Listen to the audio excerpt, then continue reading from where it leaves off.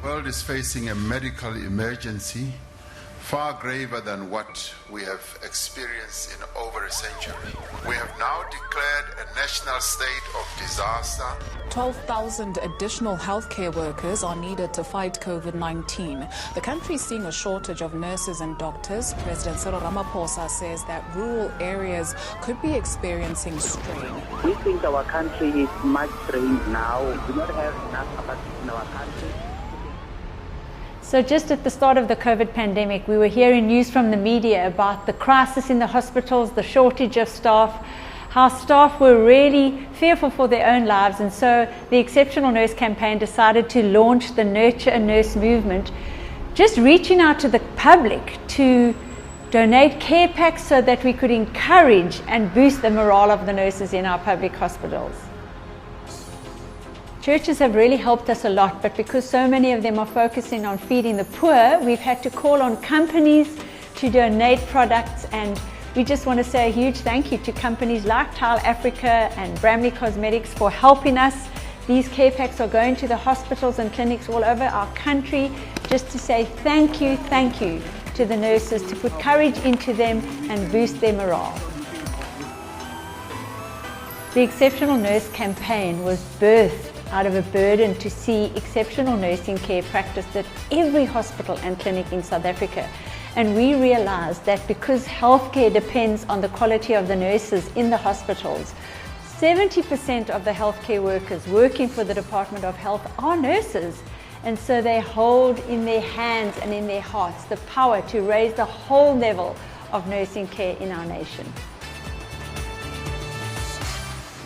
So we've come to the False Bay Hospital today to bring care packs to spoil the nurses and all the staff that are working there this weekend. It's just so exciting. We have music playing. There are volunteers from all these 4 churches, and there's just such an excitement and a vibe in the air. We can't wait for the staff to arrive for night duty and the day staff to come off from the long day work in the wards, serving the patients, serving the sick, helping them to get better at this time. Thank you for your mercy. I want to thank you for your peace, your love, and your faith. Today, the team that came with us was so beautiful that we all served each other, and we served the people and the nurses and the healthcare workers.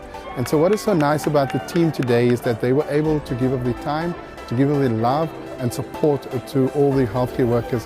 And this was so beautiful to see different churches coming together, just different communities being united and to serve a common goal. And that's just to say thank you.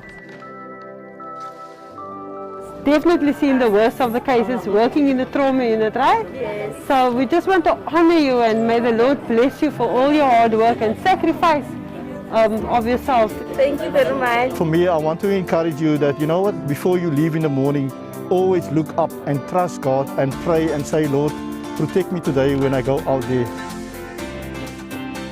Our president actually asked us to pray for the nation, and we have done that. And so we want to say to you nurses who have served faithfully out there, thank you for being brave. Thank you for being strong. We have prayed for God's hand of blessing to be upon you, His hand of protection to be upon you. And you are now evidence that He has answered our prayers. And so we want to speak hope to you.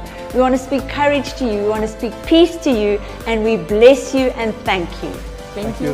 Thank you so much. Thank you for a job well done.